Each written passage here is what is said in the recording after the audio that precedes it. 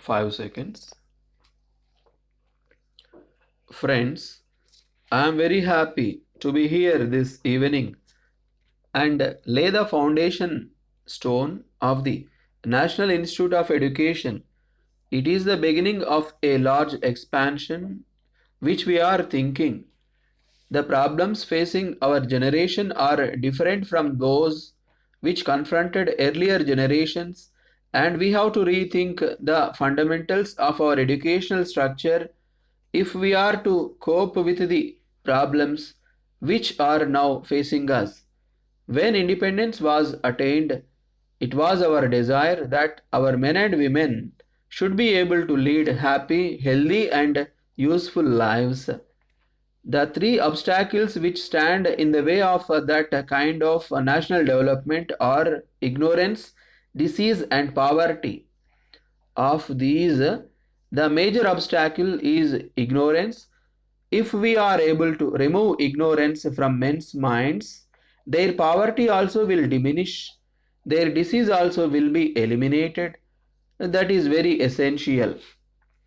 We have been trying to achieve through our 5 year plans a kind of economic development which will lead to the spread of education, the removal of illiteracy, the lowering of the incidence of disease, and the elimination as much as possible of poverty. But we find that in this attempt we are depending a little too much on foreign aid, foreign equipment, even foreign food grains, and foreign personnel. This kind of dependence cannot be regarded as very healthy for a sound and safe economic structure. There is nothing wrong in accepting foreign aid.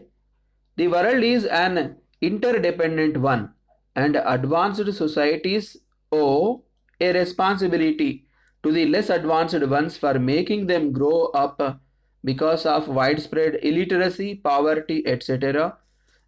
They happen to be the obstacles to national stability. Social upheavals are caused by increase in economic distress, so it is our duty to try to remove it, and it is the duty of every nation now in this interdependent world to help another. All the same, we should try to reduce this kind of excessive dependence on other nations. We must become self sufficient. We have vast manpower and immense natural resources.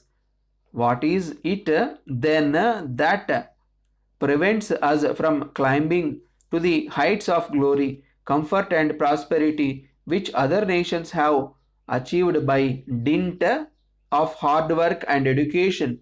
We have men and women energetic and eager to do their best, and we have vast natural resources also. In spite of all these things, what is it that prevents us from achieving something great and glorious here? I say that it is the lack of a proper education in quality as well as in quantity. When we look at the country and the vast problems which it is facing, it is the educated men who have competence and skill, who have a sense of direction, who have a social purpose. It is such people who will be able to transform our societies. If we are to achieve that, we have to tackle our educational problems more seriously than we have done hitherto. This must be regarded as of the highest priority in any kind of social and economic reconstruction in our country. The establishment of this institute and the starting of research in several problems of education are an indication of a slow awakening in our minds of the vital role which education has to play. Let me assure you that university education must be of the highest quality. Again and again we hear of clashes here and there, of railway accidents, of power crisis, etc. It is not machines that are at fault if Imperfectly educated men are put in charge of such things. Inevitably, there is inefficiency and wastage of results. Here, we should not compromise. We should lay the greatest stress on the quality of education which we impart. All other considerations should be subordinated to the giving of the highest jobs to the best trained minds.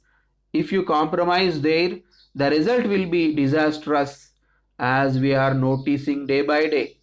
It is essential that even in the university courses, you must give a chance to the best brains of the country in all walks of our life.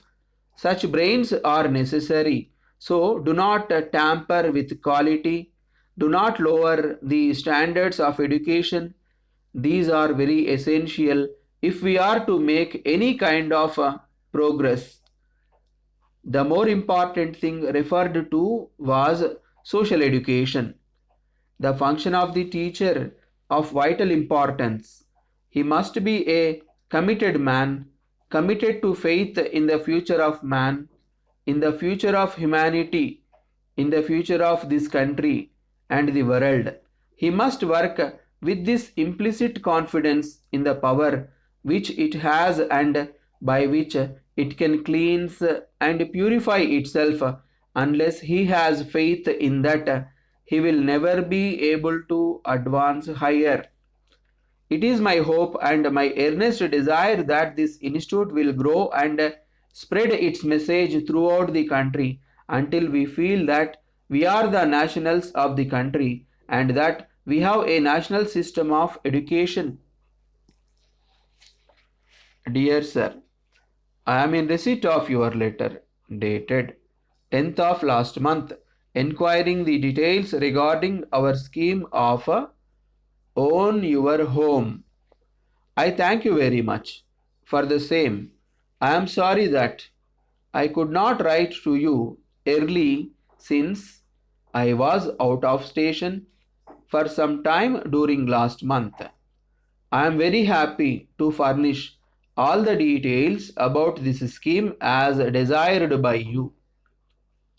The scheme of own your home, which we have introduced from this year, is very simple. The scheme is mainly intended to help the middle and low income group of state and central government officials. I am also to inform you that the officials whose basic pay is rupees 1000 and more are eligible for a loan of rupees 50,000 in the middle income group. Under the low income group, officials who are drawing a basic pay of rupees 500 and more are eligible for a loan of rupees 30,000. The loan amount has to be repaid along with 6% interest within a period of 15 years. Further, I wish to inform you that only officials who are recruited on permanent basis are eligible for grant of loan under the above scheme. The persons who apply for loan under this scheme should own a site in their name. They have to take an insurance policy at least for 25% of the loan amount in addition to other requirement. The scheme is intended to finance only 50% during this financial year. We follow the principle of first come, first serve. Therefore, if you fulfill all the conditions as stated above, kindly fill in the application form and other forms enclosed to this letter and send the same to my personal address. Please go through the instructions carefully before you fill in the application. All the columns should be filled with correct details. The application should be sent through your employer and the cover may please be superscribed as application for own your home. If you are interested, please send your application immediately to avoid disappointment at a later stage. Yours faithfully.